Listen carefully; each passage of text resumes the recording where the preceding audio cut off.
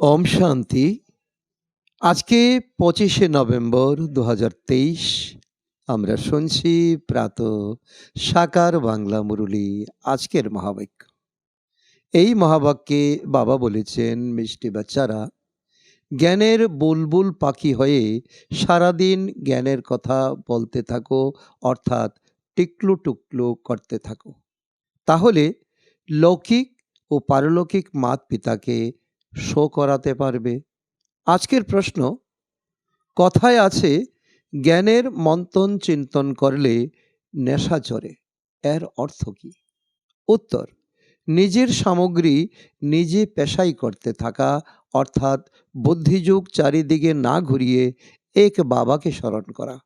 একমাত্র বাবা স্মরণে থাকলে নেশা বাড়বে, কিন্তু এতেই দেহ অভিমান বিঘ্ন সৃষ্টি করে। শরীর একটু অসুস্থ হলেই অস্থির হয়ে যায়, বন্ধু আত্মীয় স্বজন স্মরণে আসে, তাই নেশা বাড়ে না। যোগে থাকলে তো ব্যথাও কমে যাবে। আজকের গীত, তুমি রাত কাটালে ঘুমিয়ে আর দিন কাটালে খেয়ে, অমূল্য এই মানব জীবন ব্যর্থ চলে যায় রে। ওম শান্তি। এইসব কথা শাস্ত্রেও লেখা আছে, একে অপরকে বোঝানো হয়। অনেক রকমের মতামত গুরুরা প্রদান করে থাকেন। অনেক ভালো ভালো ভক্তরা কুটিতে বসে একটি গোমুখের ন্যায় কাপড়ের মধ্যে হাত রেখে মালা জপ করতে থাকে। এও হলো ফ্যাশন শেখানো হয়েছে। এবারে বাবা বলেন, এসব ত্যাগ করো। আত্মাকে তো বাবাকে স্মরণ করতে হবে, এর জন্য মালা জপ করার ব্যাপারই নেই। সবচেয়ে ভালো গান হলো শিবায় নম গান। এই জ্ঞান অত্যন্ত শ্রেষ্ঠ। এতেই বোঝানো হয়, তুমি হলে মাতা পিতা, আমরা তোমার সন্তান সন্ততি। ভগবানকে রচয়িতা পিতা বলা হয়। এবারে রচয়িতা বলা হয়, তো তিনি কি রচনা করেছেন? নিশ্চয়ই সে কথা সবাই বুঝতে পারে যে নতুন দুনিয়ার রচনা করেছেন। গায়নও আছে না, তুমি মাত পিতা, আমরা তোমার সন্তান, আর তোমার কৃপাতে আমাদের ধন সম্পত্তি। তো প্রথম কথা হলো, ঈশ্বর হলেন সকলের পিতা। ফাদার আছেন, তো মাদার অবশ্যই থাকবেন। মাদার ব্যতীত ক্রিয়েট করা সম্ভব নয়। শুধু এই কথা কেউ জানে না যে ক্রিয়েট করেন কিভাবে। দ্বিতীয় কথা হলো, নিজেদের মধ্যে সবাই হলো ভাই বোন। তৃতীয়ত, সৃষ্টির রচনা অবশ্যই পিতা করেছেন। আমরা সন্তান ছিলাম, পুনরায় এখন হয়েছি। 84 জন্মের চক্র পূর্ণ করে আবার মাতা পিতার স্মরণে এসেছি। ভক্তি মার্গে যার গায়ন আছে, মাতা পিতা সৃষ্টি রচনা করেন, তার সন্তান হলে নিশ্চয়ই অগাধ সুখের প্রাপ্তি হবে। এসব কথা কেউ জানে না। পরমাত্মা আমাদের মাত পিতা হয়ে থাকেন, টিচারও হয়ে থাকেন, সদ্গুরু হন। আমরা হলাম ব্রহ্মার সন্তান, নিজেদের মধ্যে ভাই বোন। বলাও হয়, ব্রহ্মা কুমার কুমারী, তাদের রচনা করেছেন তিনি। অগাধ সুখের প্রাপ্তির জন্য মাতা পিতার কাছে রাজযোগের শিক্ষা আমরা এই সঙ্গম সময়ে গ্রহণ করছি। অগাধ সুখের প্রাপ্তি তখন হয় যখন আমরা দুঃখে থাকি, অর্থাৎ এই কলির সঙ্গমে। এমন নয় যে ভবিষ্যতে শোকের সময়ে এসে পরমাত্মা শিক্ষা প্রদান করবেন। যখন আমরা দুঃখে থাকি তখন আমাদের সুখের জগতে প্রবেশ করার শিক্ষা প্রাপ্ত হয়। তিনি হলেন মাতা পিতা, এসে আমাদের সুখ প্রদান করেন। অ্যাডম এবং ইভ তো সুপ্রসিদ্ধ, তারাও অবশ্যই ভগবানের সন্তান ছিলেন। তাহলে ভগবান বা গড কে?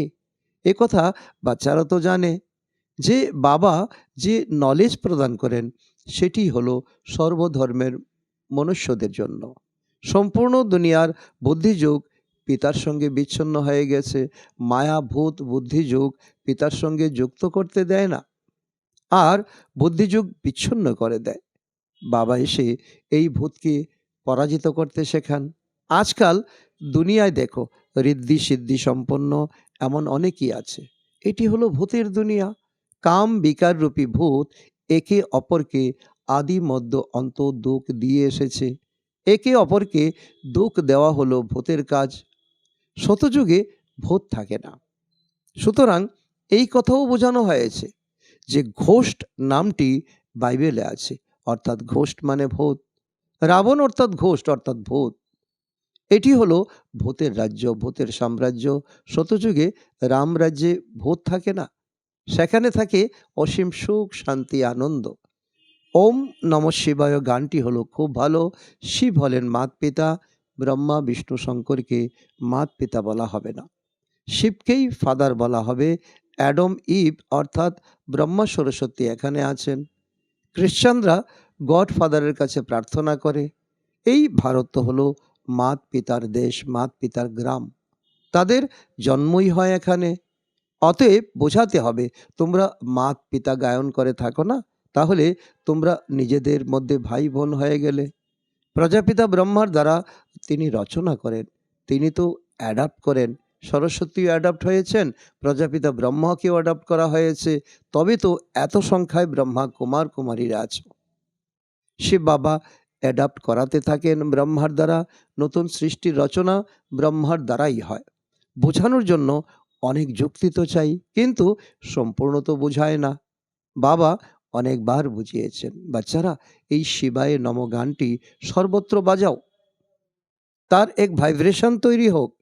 আমরা মাত পিতার সন্তান হই কিভাবে, এই গানের মধ্যে তার অর্থ আছে। বসে সেসব বোঝাও, গান বাজাও, তারপর তার ব্যাখ্যা করো। ব্রহ্মা দ্বারা নতুন সৃষ্টির রচনা হয়েছিল, এখন কলিযুগের শেষ সময় পুনরায় শতযুগ স্থাপনা করা হচ্ছে। বুদ্ধিতে ধারণা করতে হবে, নলেজ খুব সহজ। মায়ার ঝড় জ্ঞান যুগে স্থির থাকতে দেয় না, অনেক অনেক ব্যাঘাত সৃষ্টি করে, বুদ্ধি ঘুরে যায়।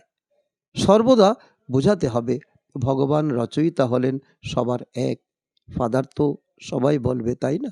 তিনি হলেন নিরাকার, জন্ম মরণ রহিত। ব্রহ্মা বিষ্ণু শঙ্করের সূক্ষ্ম দেহ আছে। মানুষ 84 জন্ম এখানেই গ্রহণ করে, সূক্ষ্ম বতনে তো নয়। তোমরা জানো বাচ্চারা, আমরা মাত পিতার সন্তান, আমরা সন্তানরা হলাম নতুন। শিব বাবা অ্যাডাপ্ট করছেন।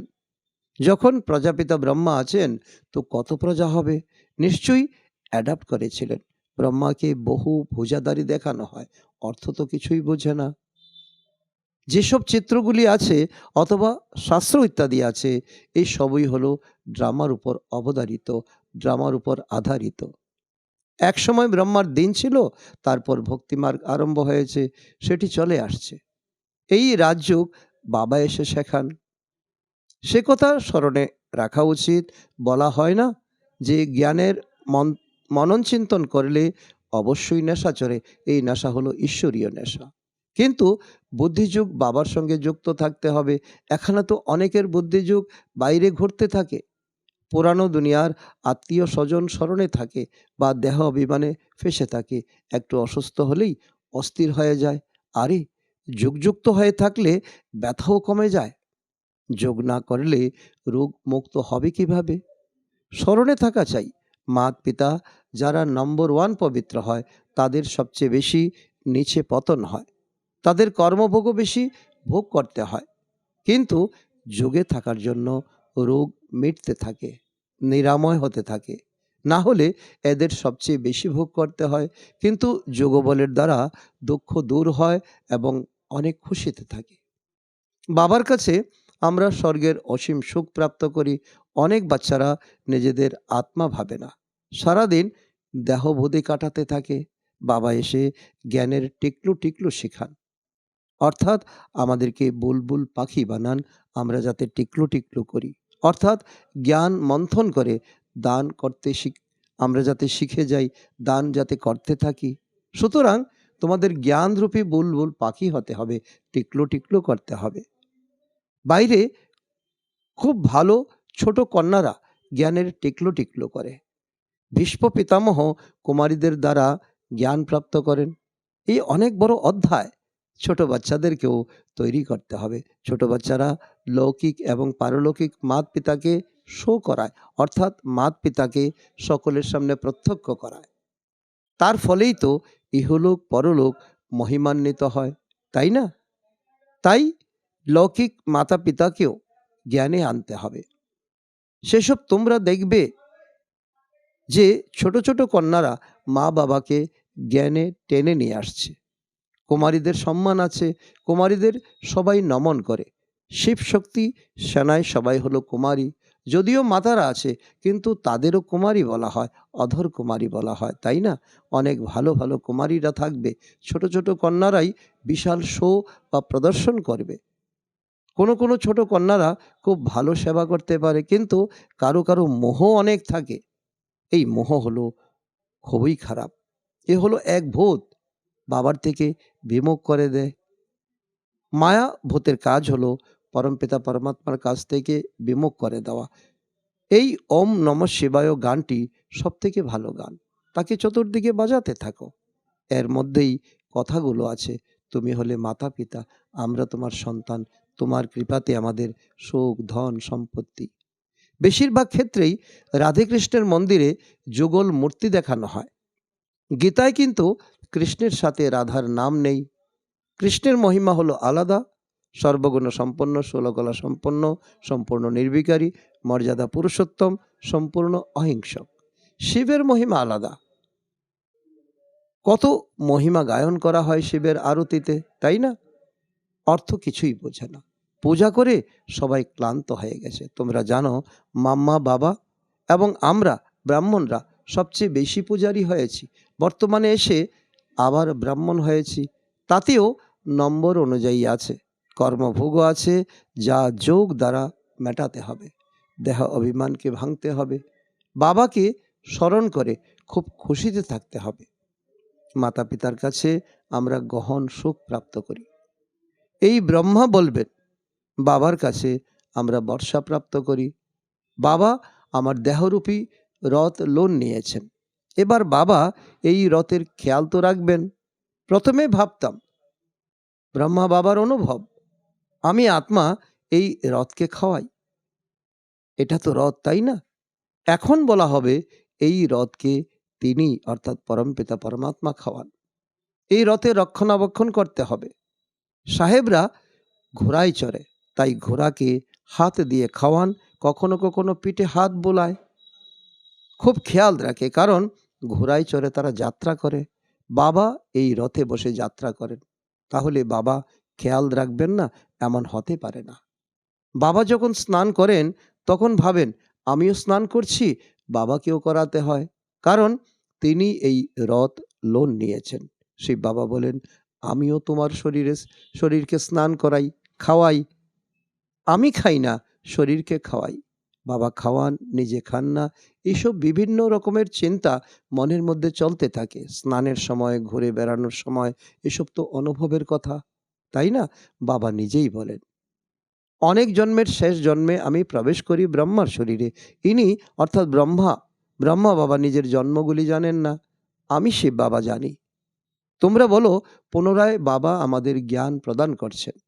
স্বর্গের উত্তরাধিকার আমাদের নিতে হবে, এটা আমাদের জন্মসিদ্ধ অধিকার। শতযুগে তো রাজা প্রজা ইত্যাদি সবাই আছে, পুরুষার্থ করতে হবে বাবার কাছে বর্ষা নেওয়ার জন্য। এখন না নিলে কল্প কল্প মিস হয়ে যাবে, উঁচু পদের প্রাপ্তি হবে না। এ হলো জন্ম জন্মান্তরের বাজি। এখন যদি ফেল হয়ে যাও, কল্প কল্পান্তর ফেল হতেই থাকবে, তো কতখানি শ্রীমত অনুযায়ী চলা উচিত, তাই না? কল্প কল্প নিমিত্ত হব আমরা, এমনভাবে প্রতিজ্ঞা করো। কল্প কল্প উত্তরাধিকার প্রাপ্ত করেছি, তাহলে পুরুষার্থ করতে হবে, কল্প কল্পের জন্যই এই পড়াশোনা। এতেই খুব একাগ্র থাকতে হবে। 7 দিনের কোর্স করে নিজের লক্ষ্যকে বুঝে নিয়ে তারপর ঘরে বসেও মুরলি পড়া যায়। বাবা খুব সহজ করে দেন। ড্রামা তো বুদ্ধিতে থাকা চাই, তাই না? একেই ওয়ার্ল্ড ইউনিভার্সিটি বলা হয়। তো যেখানেই যাও না কেন, তা সেটা আমেরিকাই হোক না কেন, বাবার থেকে বর্ষা নিতে পারো। শুধু 7 দিনের কোর্স করে ধারণা পাক্কা করে যাও। ভগবানের বাচ্চারা তো হলে ভাই বোন, তাই না? জ্ঞান যখন তোমার পাক্কা হয়ে যাবে, তখন মুরলি তো সব জায়গায় পাওয়া যায়। প্রজাপিতা ব্রহ্মা হলেন ব্রহ্মা, তাই তার সব সন্তানরা হলো ভাই বোন। এই ধারণাতে চলো, জীবনে মায়া তোমাকে কোনো ব্যাঘাত করতে পারবে না। অবশ্য গৃহস্থ থেকে নিজেদের মধ্যে ভাই বোন রূপে থাকলে পবিত্র থাকতে পারবে। খুব সহজ বিষয়, শুধু অ্যাটেনশন দিতে হবে। আচ্ছা, মিষ্টি মিষ্টি হারানিধি বাচ্চাদের প্রতি মাতা পিতা বাপ দাদার স্মরণের স্নেহ সুমন আর সুপ্রভাত। আত্মাদের পিতা তার আত্মারূপী বাচ্চাদের জানাচ্ছেন নমস্কার। আমরা আত্মারূপী সন্তানরা আমাদের মাতা পিতা বাপ দাদাকে জানাই স্মরণের স্নেহ সুমন এবং সুপ্রভাত। ধারণার জন্য মুখ্য সার: 1 নম্বর, নিজেকে মায়ারূপী ঘোষ্টের অর্থাৎ ভূতের হাত থেকে রক্ষা করতে জ্ঞান যোগে তৎপর থাকতে হবে। মোহরূপী ভূতকে ত্যাগ করে বাবাকে শো করাতে হবে। জ্ঞানের টিকলু টিকলু করতে হবে। নাম্বার 2, পড়াশোনায় সম্পূর্ণ একাগ্র হয়ে বাবার থেকে উত্তরাধিকার প্রাপ্ত করতে হবে। কল্পের এই বাজি কোনো মতে হারানো চলবে না। আজকের বরদান: সময় অনুযায়ী রূপ বসন্ত অর্থাৎ জ্ঞানী ও যোগিত আত্মা হওয়া স্বশাসক ভব। যে স্বশাসক সে যখন ইচ্ছে রূপ হয়ে যায়, আবার যখন ইচ্ছে বসন্ত হয়ে যায়। দুটি স্থিতি সেকেন্ডে তৈরি করে নিতে পারে। এমন নয় যে হতে চাইছে রূপ আর স্মরণে আসছে জ্ঞানের কথা। সেকেন্ডেরও কম সময়ে যেন ফুল স্টপ লেগে যায়। পাওয়ারফুল ব্রেকের কাজ হলো যেখানে ব্রেক লাগাতে চাও সেখানে লাগবে। এর জন্য প্র্যাকটিস করো। যে সময়ে যে বিধির দ্বারা যেখানে মন বুদ্ধি লাগাতে চাও সেখানে যুক্ত হয়ে যাবে। এরকম কন্ট্রোলিং বা রুলিং পাওয়ার থাকবে। আজকের স্লোগান: শান্তি দূত হলো সে যে হট্টগোল করা আত্মাকেও শান্তির উপহার প্রদান করে। আজকে মাতেশ্বরীজির মধুর মহাবাক্য: মনুষ্য আত্মাদের পরমাত্মার প্রতি প্রার্থনা আর প্রাপ্তি। তুমি মাত পিতা, আমরা বালক অর্থাৎ সন্তান। তোমার কৃপাতেই গহন সুখ অনুভূত হয়। এই মহিমা কার উদ্দেশ্যে গায়ন করা হয়েছে? অবশ্যই পরমাত্মার উদ্দেশ্যে গায়ন করা হয়েছে। কারণ পরমাত্মা স্বয়ং মাত পিতা রূপে এসে এই সৃষ্টিকে অসীম সুখ প্রদান করেন। নিশ্চয়ই পরমাত্মা কোনো সময়ে সুখের সৃষ্টি তৈরি করেছিলেন, তাই তো ওনাকে মাত পিতা বলা হয়। কিন্তু মানুষ তো সেসব কিছুই জানে না যে সুখ কি জিনিস। যখন এই সৃষ্টিতে অসীম সুখ ছিল তখন সৃষ্টিতে শান্তি ছিল, কিন্তু এখন সেই সুখ নেই। যদিও মানুষের ইচ্ছা থাকে সেই সুখ প্রাপ্তির, তখন কেউ ধন সম্পদ চায়, কেউ সন্তান চায়, কেউ আবার এমনও চায় যে আমি যেন পতিব্রতা নারী হই, সদা সৌভাগ্যবতী হই। ইচ্ছা তো সুখেরই থাকে, তাই না? অতএব পরমাত্মা কোনো সময়ে তাদের ইচ্ছা তো অবশ্যই পূর্ণ করবেন। তাই সত্যযুগের সময়ে যখন সৃষ্টিতে স্বর্গ থাকে তখন সদা সুখ থাকে, যেখানে স্ত্রী কখনো বিধবা হন না, অর্থাৎ সেই ইচ্ছা সত্যযুগে পূর্ণ হয়, যেখানে অপার সুখ থাকে। বাকি এই সময় তো হলো কলিযুগ। এই সময় মনুষ্য তো দুঃখই ভোগ করে আসছে, আর তার জন্যই তো এই রাজযোগ। আচ্ছা, ওম শান্তি।